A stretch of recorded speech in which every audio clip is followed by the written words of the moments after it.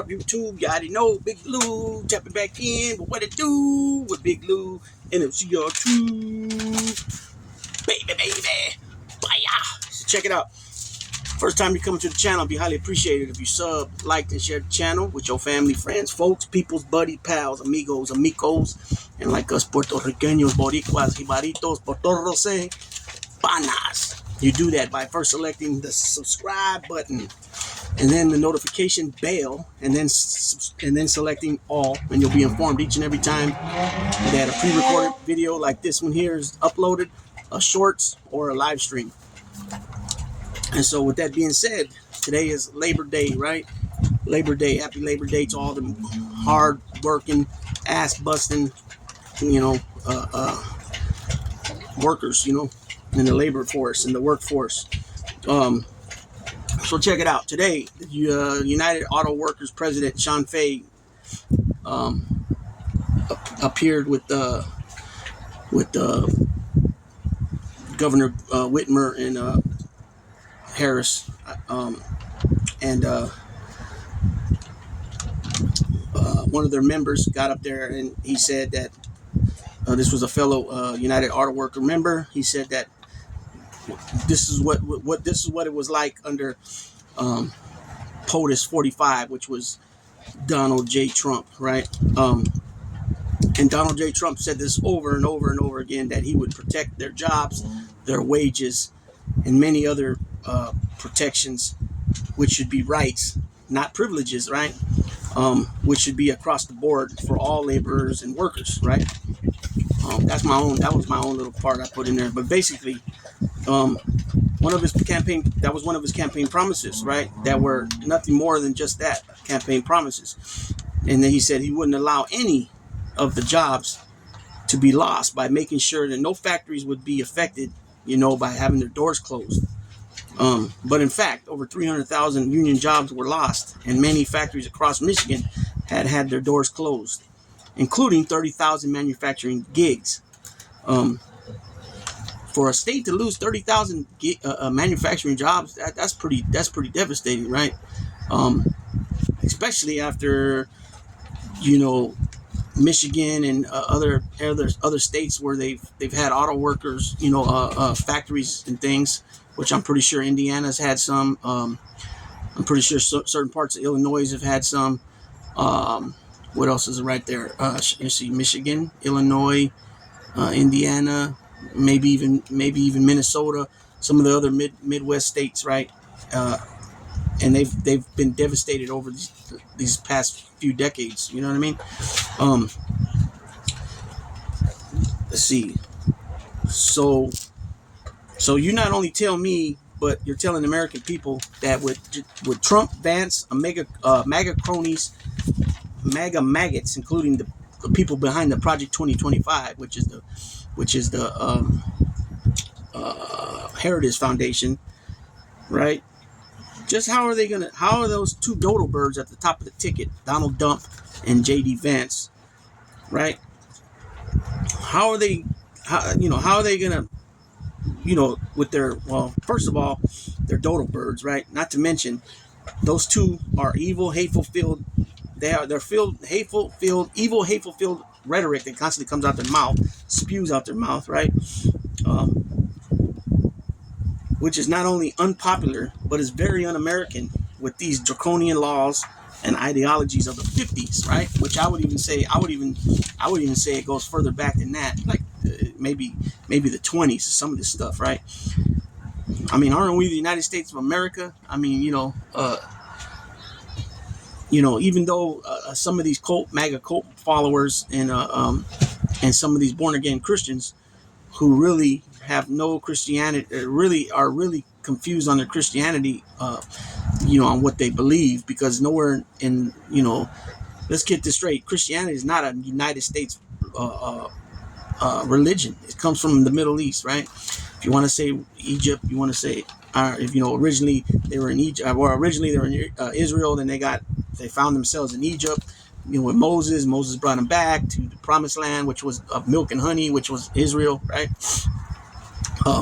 And so this and the reason I say it like that, and I don't, don't get me wrong, I don't like talking like that because it sounds hypocritical, right? But at the same time, you're really being hypocritical, and you're just being called out on your shit. That's all it is. You know what I'm saying? Because nowhere in the Bible does it say, it preaches in the Bible the good. If you want to go to the Good Samaritan, you want to go, the lady, washing Jesus' feet, all that, or excuse me, and Jesus doing other things, bringing people back from the dead and all that stuff. It doesn't say nowhere in there, hate thy neighbor. It says love thy neighbor. You know what I'm saying? If people are in need, you help them out if you can. You know what I'm saying? It's none of this, oh, they're from the south of the border, therefore we hate every one of them, especially the ones that got dark color skin. You know what I'm saying? That's evident, man. And it's what trips me out about all that is that these people are calling our country, the United States of America, a third world country. I don't even know if I could say it's hilarious. It's comical. But there is some of that sprinkle in there. It's utterly insanity, really. Because first of all, most of these people that are making this claim are born and raised right here in the United States, the good old United States of America. They don't know nothing about a third world country. You know what I'm saying? None, nothing, absolutely not, nothing at all. Period. So Project 2025 calls to dismantle unions, including the right to organize. Right. Also, sick pay leave, overtime pay, vacation pay, workplace safety, paternity leave. And again, these draconian ideas are taking us back to the 40s. Right. One thing is for sure about Project 2025 is that it's a big, big liability to Donald Trump and Vance and their campaign, especially now that it's been exposed where people are knowing about it. He's trying to backpedal and say he has nothing, he don't know nothing about it. But how can you not know nothing about it? And then in the same sentence or same description say that, just same as there's radical left, there's radical right, and a lot of the stuff I don't agree with. Well, how would you know about it if you said you don't know nothing about it? But yet you're on video, audio, numerous times taking pictures with the president, Gates, Kevin, what's his name? Kevin Roberts on the Trump plane. You've been at the Heritage Foundation. You've raised money for them. What is it? I think 200 of ex-Trump cabinet members, senior advisors, people that work for his campaign and his administration, have all been involved with this Project 2025 at different levels. Helping write it, such as Stephen Miller, helping it. I can't think of his communications, the campaign communication lady that goes on the news. She's got the blonde hair. I can't think of her name right now. But anyways, many of these people, John McEnany, what's his name? John McEnany, I think his name is. Many of these people, right, have been involved with writing it, propagating it, putting it out there, looking to recruit people. You know what I'm saying? And so, they're just definitely not for working class people, right? It's obvious by facts, which are the working class folks of our nation built this country: roads, bridges, airports, agriculture, right, manufacturing gigs, and then some. 100%. It's definitely what Trump is about and supports, which is right to work. He's been caught. He's been not, well, I don't know if you want to say caught, because I think at the time he really didn't think it was nothing much of it. He's made it known many times over during audio only, as well as interactions / interviews. And the reason why I say it like that is because these things that are called interviews, like when he just sat down with that dude Levin the other day, Mark Levin. Come on, man. You're not. He's.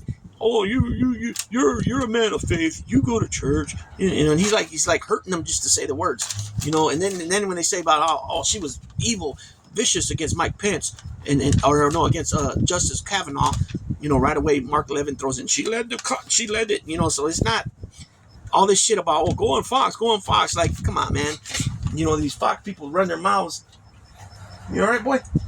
These Fox commentators run their mouths constantly about CNN it's a hostile environment, and MSNBC is a hostile environment, and ABC is a hostile environment. But Fox is not.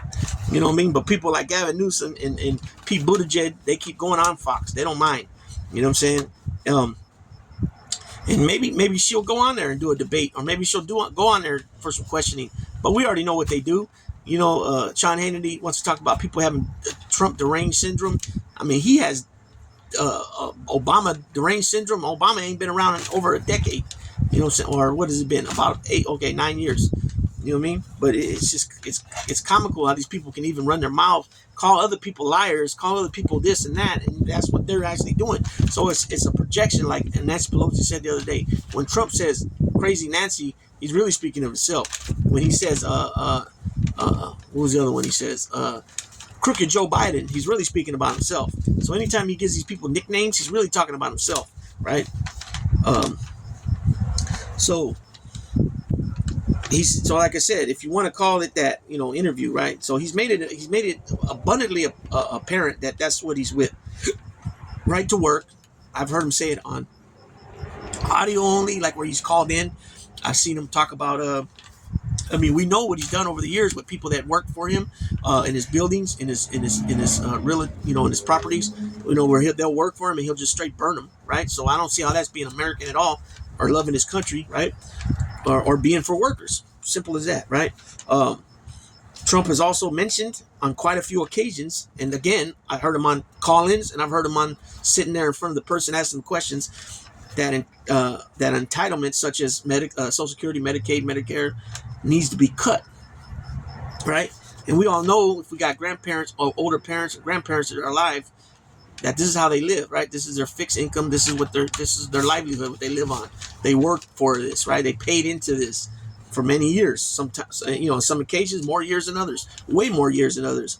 And just to talk about it like it ain't nothing, like, you know, it's something else, right? But so what's the trip, right? With Kamala Harris, like she's made this, you know, known as well as other people, but I think she's pushing the message a lot better than what Biden. Obviously, Biden being older, Biden now, in my opinion, being more affected by the stutter, and he's not being able to handle the stutter as well as he used to when he was younger, and a lot of that has to do with the fact that he's declining. He's older. He's getting older, right? Funny part is that when it's flipped, they don't want to say Trump, you know, oh no, he's not rambling. Oh, he's a genius. He could talk about 9 different things and, you know, talk about this and then talk a little bit about that and then come back to this and then come back to that. No, that's not a genius. That's somebody that's failing up here miserably because there never were a genius to begin with. They never were smart to begin with. And it shows with his business dealings, right? So she speaks about wealth signals competency, right? This is coming from Trump, though. I mean, this is coming from Harris, but she's identifying with Trump that, you know, according to him, when you're rich, that means you're smart, right? Well, we all know where Trump got all his money from, his daddy. I mean, he can lie and say that, you know, oh, my dad gave me $1 million loan, and I turned it into becoming a self-made billionaire. We all know that's a crock of shit. His daddy was always there to help him get back out of financial troubles. We know that banks put him on restriction while he filed for all these different bankruptcies. You know, none of the businesses that he ever put forth ever made it. You know, what finally did make for him was when his brand, his name, when people started renting out his name, because a lot of people not knowing better was under the impression that he was a great businessman, right? We heard it a lot during 2015, leading up to the 2016 election, and then when he got into the got inaugurated to 2017, everybody was under the impression that he was a great businessman throughout his whole career. I mean, how can you be that and file for bankruptcy 6-7 times, losing close to $1 billion in 1 year alone, 900 million, right? How do you lose on casinos, right? So somebody finally got, I don't know how it started, but eventually he branded, because his brand Trump, who was been well known for years, starting with his dad first as a realtor, I don't know if his dad was a builder also, but he owned a lot of properties. And so, you know, his dad passed and they inherited, I don't know, a lot of money, right? So to the fact that, and this is a pattern from this guy, right? So from people he didn't want to rent to because of color of their skin, screwing over workers that were doing all the carpentry, anything that had to do with construction, he would just screw them, right? We already know Michael Cohen's came forward saying that he would literally pay cents on the dollars. So if he owed somebody, say, $50,000, he would offer him, you know, $5,000, $10,000, take it or leave it. You know what I'm saying? And of course, people are hurting; they're going to take it, right? I mean, unless they're just well off, where they, you know, that $5,000 or $10,000 wasn't going to help them at all, and then they would probably, you know, try to take him to court or whatever. Okay, from that to screwing the American people while he's president, continue to bubble off of being the president from other dignitaries coming and staying in his hotels and things of that nature, as well as his daughter getting all these trademarks over and over again for her company. Even before that, before he was president, all these rallies he's having, he's going, and they got to close down certain streets. They have to have traffic control. So that means, depending where they're having the rally, if the local police department or local sheriff's department ain't that big, they got to bring in help from other nearby sheriff's departments or police departments. And all this was supposed to be paid back. Never was paid back. Even to this day, he's doing rallies at certain places that they're still complaining about the money he owes from 8 years ago. If you guys notice, that's why he's not doing a lot of indoor rallies. A lot of these ones he's doing outdoors in fields, because they are not gonna let him and his campaign continue to owe them, right? So we know all that. We know all that. We know all that about him. All the money he's been taking from his supporters, people that are barely making it. There's been some things come up where you have to click certain things, and there's a deal on there where you can do it where a recurring monthly donation or once only. Well, some people have been coming up that they click the once only, and they've been getting paid charged every month, right? So he's a scumbag. He's all around scumbag. Why is his wife getting paid off of donations to do her hair, makeup, clothes, all that stuff, right? So anyways, the VP Harris, man, she's driving the pace right now, right? She's emphasizing both on competence as well as emphasizing the future, right? I wrote a few things down. She's made it apparent that that what's unfair about this is that people have to deal with mean-spirited people that are wealthy people that you got to deal with just in order to get by sometimes on jobs or anything else like that, right? Basically it's like people, like what I said earlier, wealth signals competency. So if you're wealthy and somebody's not, that a lot of times that wealthy person is treating you terrible because you're not on their level, so to speak, right? We know that. Vice President Harris grew up less fortunate, right? We know that her parents are both immigrants, and they fought for during the civil rights movement. But she can remember, 10 years of her mom, after 10 years or so of saving, got her and her little sister into a house, right? That sacrifice, that for a parent to do that, obviously they love their kids. They want to take their kids out of whatever situation they're in. That takes a lot to do, and a lot, and to not give up because of the hard times and struggles, you know what I'm saying? But her mother did it, right? Also, Governor Walz has been a lifetime long union member, right? He's probably a teacher's member, union member, I imagine. But I know he's involved with some other unions as well. The middle class, right, are busting their arses for household necessities such as food, lights, water, garbage, gas, auto insurance, plus putting their kids through school, right? Now, I don't know how it is everywhere, but I know here in California, and I've lived in a couple different Northern California cities, and a couple of cities are different, right? Where you pay the city water, water and garbage, and obviously electricity bill is different. But then I've lived in another city where your garbage and your water are separate too. You pay two different places, right? And then obviously your lights are separate too. It's a struggle, and I didn't even mention medications. If your child's on medication and you're on medication, maybe you take care of one of your parents that's on medication, and you're sacrificing to help your parents. Obviously, you're going to sacrifice for your kid, right? Where it comes to the point where you got to pick if you want to, maybe if you're prescribed to three pills a day or 2 pills a day, now you're just using 1 pill a day and you're cutting it in half. Or maybe you're taking it every other day to skip to make it last so you don't have to pay for another script. There's a lot of things, right? Obviously, when you're buying food, you're trying to buy the same deal, but the cheaper brand or whatever. A lot of times that ain't always good, right? Sometimes you got to sacrifice and do other, put this down to get that. That's where I'm going with this. Gas, I will say this because I keep hearing these people complain about gas, and it's all about because Biden came in and the gas went up and all this. We're paying right now in California. Right now it's about $4, 404 a gallon, 409 a gallon. Last week it was $3.89 at one gas station, and across the way it was 15 cents more. Um, we've always been. I don't care if it was Trump or Obama. It was lower, right? It was more like 270, 269, 270. And I'm pretty sure we hit $3 at some point with Obama. But I don't mark my words for sure on that because I was gone a lot of them years in prison. With Trump, I got out in 2017, so less than a year after he took over. And gas, same thing with gas. It's been like a 40, I would say between a 40 and 60, I'll say 50 cents. 50 cent swing up and down all along, right? The only time we did get kind of high was when the Keystone Pipeline was shut down, right? And people say, oh, he's not American, he did that. Well, look, first of all, the Native Americans whose land that was, they got violated, just said F you and thrown out the way in order for gas, for this gas line, right? Oil line, whatever. You know, you think that was cool? I mean, these are the original people from this land. They've been screwed over so much as it is. That was sacred land of theirs. You know what I'm saying? They shouldn't have never been done that way. You know what I'm saying? That's very un-American, right? When you put greed, it was put up before that. I mean, just look at it. He offered $1 billion. He said, "Give me $1 billion to the oil tycoons, right? Give me $1 billion towards my campaign, and I'll do anything for you when I get in." You know what I'm saying? We already know he's going to do that. That's what he's all about.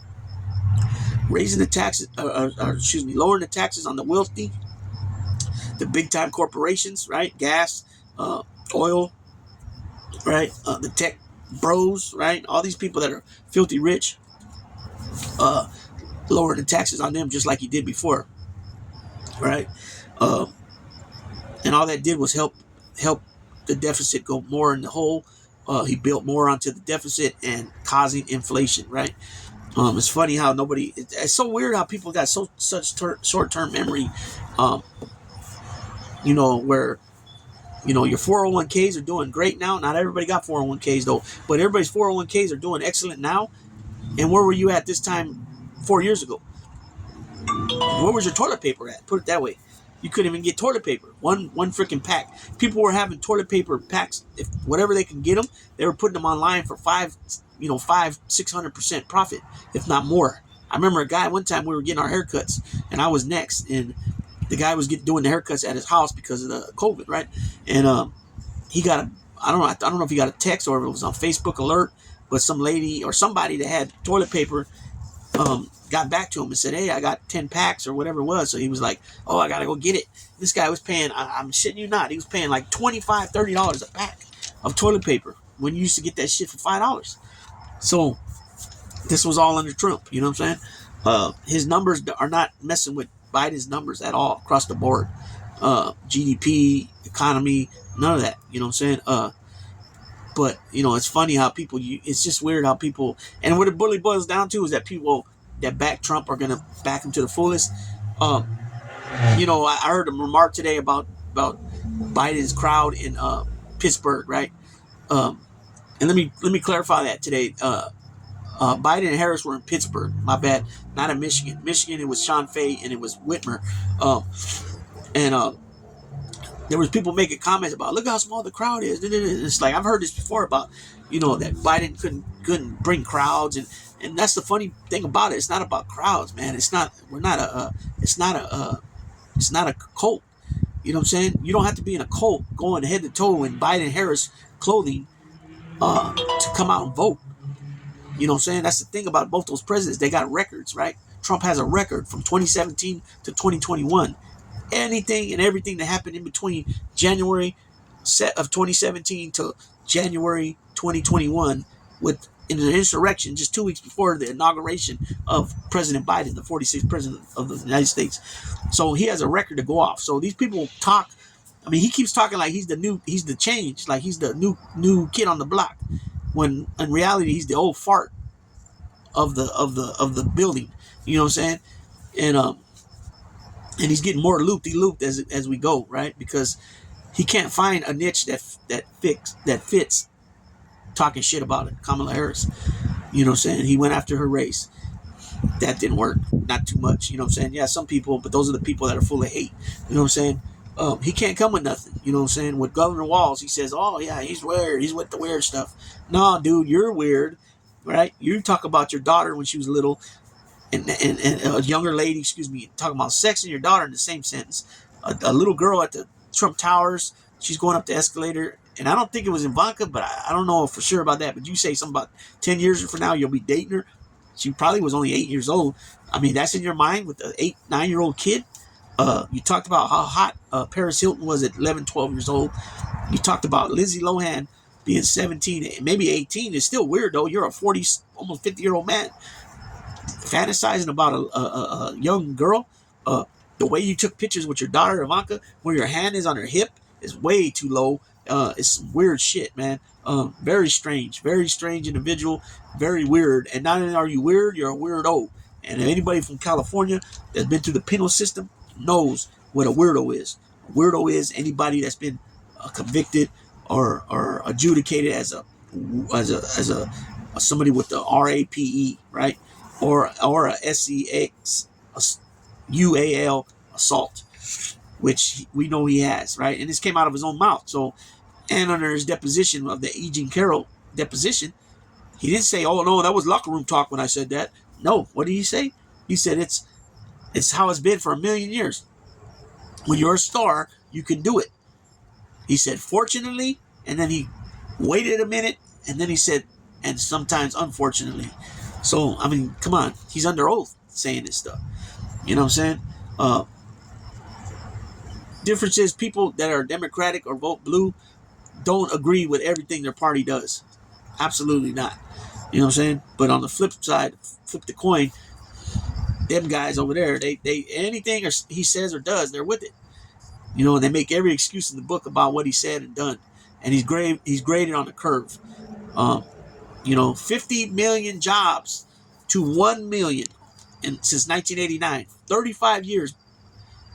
There's been 50 created jobs under Democratic presidents since 89. So you're talking Bill Clinton, you're talking Barack Obama, you're talking Joe Biden, right? Compared to George H.W. Bush, George W. Bush, and Donald Trump. So it's 3-3.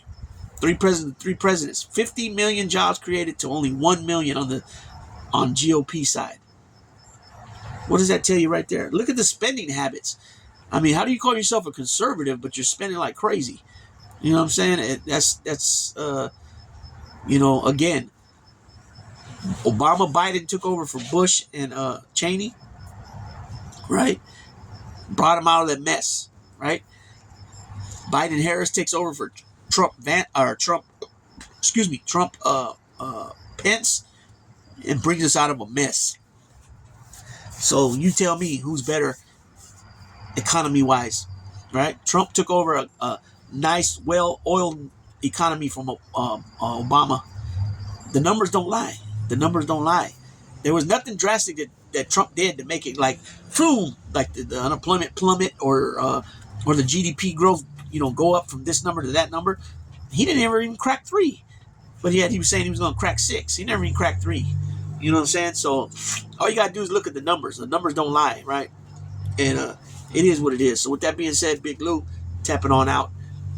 Way longer than this video than I wanted to do. But that's always the story of my life when it comes to this here. I'm gone.